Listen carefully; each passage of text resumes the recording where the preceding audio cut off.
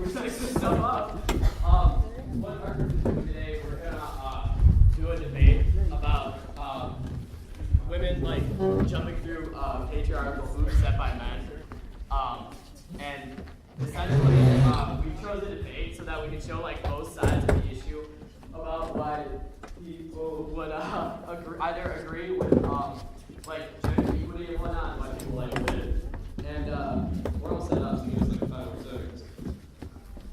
Essentially, if you don't know what a debate is, because you live under a rock, there's 2 sides, and then a moderator asks questions. One side usually agrees, and the other side usually doesn't agree. And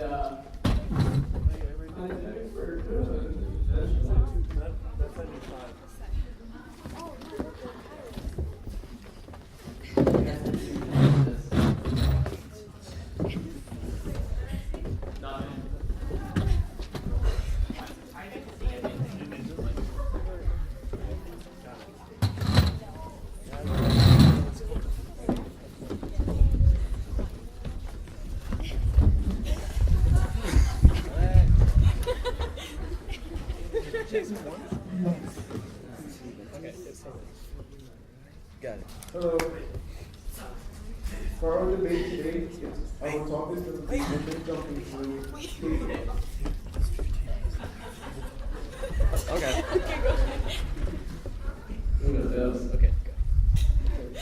For our debate today, the topic will be women jumping through patriarchal hoops to be equal.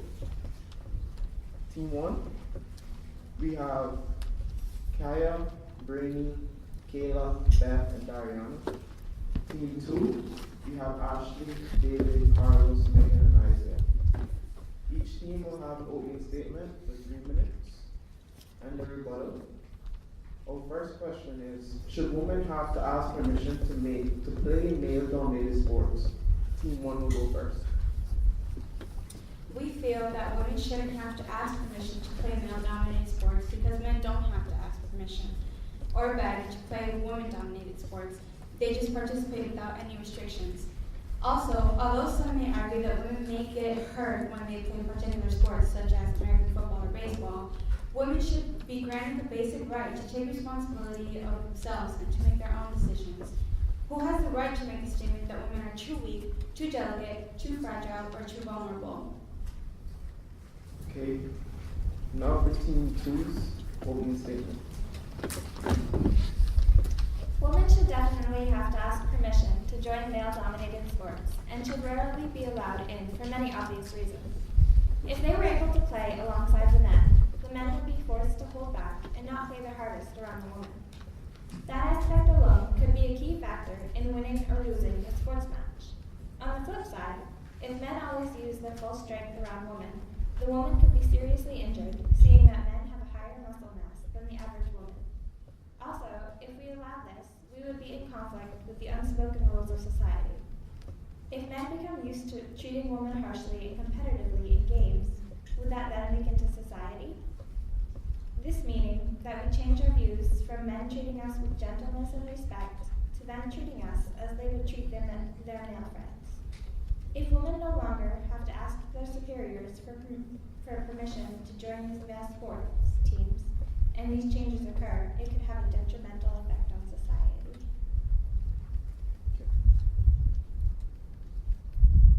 Do we have a rebuttal by Team 1? Yes. Rebuttal Team 1. We're not saying that the women should play on the same team. They should have the opportunity to have their own football team, say for instance, and if that's not possible, they should still be able to play with the boys because that's their own risk that they're taking, so they should be respected and treated equal. The system that is in place right now is not equal, and the women are not happy with the way that it's working.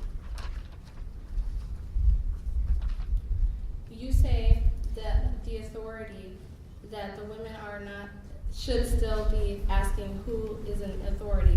But the majority of the time, the people who are in authority is the men. So how is that fair? Everyone should treat men and women equal and give the same opportunities to the men and the women. That's what the people in authority should be saying and condoning. You also said that they should have to ask their superiors. So you're saying that the women are inferior? This is the stereotype that we are trying to get rid of by letting the women have their own football team. Women being allowed to play more male-recognized sports will be seen as a more competitive gender from society. This will also get rid of the stereotype that women can't be competitive. This will lead to women being more respected in life and in politics and any business aspect of life. This principle is that women will have the option to play male-dominated sports if they wanted to. That's their risk, and women need to be given the opportunity to be involved in the male-dominated sports.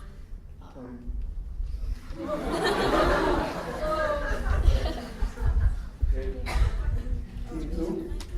Yes, we have a rebuttal. Firstly, women athletes who are aspiring to play with male athletes are unaware of what they're actually getting into. You say, what gives us the right to decide who gets to play? Well, it's the experts with the most knowledge that should have the power to make these decisions. The same way that society has laws and law enforcement officers, sports has authority figures such as like FIFA and the NHL to enforce these kind of societal laws and make like the informed decisions that they need to. Alright. Now for a second question. Should we bring awareness to women being oppressed by their religion? Team 2 will start off first. We believe, y'all can hear me? We believe God created two differences for a reason, just like how there's male to female, or dark to light, or even good to bad.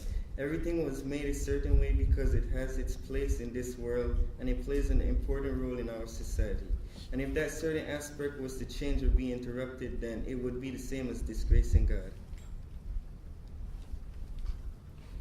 Instead of informing women on what they should step back, what they should be, we should step back, adapt to their culture, and respect their culture because, believe it or not, every country has a difference, and we should enforce or influence the American culture on their culture. Okay. Now from Team 1. We think as citizens of the globe, we should definitely make women aware that they are potentially being oppressed by their own religion. We think this is because it would make women more aware that they can be their own individual while still following the religion. Religion isn't there to prevent individualism, it's there to guide them. Also, by making them aware, we're basically re-educating them, meaning not that we'll force the women into doing anything, but that we'll guide them towards becoming powerful politicians and as well as strong individuals. Finally, by educating a woman, you educate a family. By educating a family, you educate a community. And by educating a community, you educate the whole nation, which in the end will lead to equality worldwide. Okay, does Team 1 have a rebuttal? Yes, it is not our responsibility to educate women in other countries. The wrong type of education can greatly harm a nation. This is shown by the girls' wing of the Nazi Party youth movement, formerly known as the League of German Girls. Hitler used this group to recruit girls from ages 10 to 21 and educate him with his extremist views. What gives us the right to invade another country and force-feed them our ideals? We will be viewed as the oppressive ones. Why should we be working so hard to solve problems in another country when we have so many problems in our own, such as that women only make 77 cents for every dollar a man makes? Why should we, as a country with so many flaws, go to another country to preach what is right and what is wrong? And why should we waste resources to interfere when it is not our responsibility? Okay, does Team 1 have a rebuttal?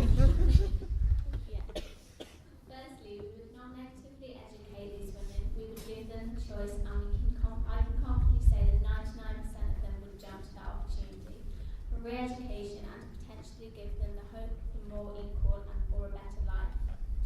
We would educate these women by making them aware that there are other ways to interpret their religion, and their religion is there not to exactly tell them how to live their life, but as a guideline.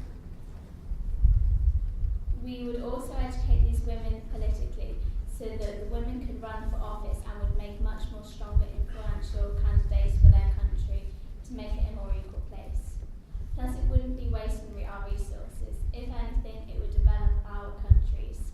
We would benefit from it because it would be making the women in our countries aware of gender inequality that still occurs worldwide. It hopefully would motivate and make the women in our country speak out and maybe change. We're all humans and each and every one of us is given a mouth and a voice for a reason.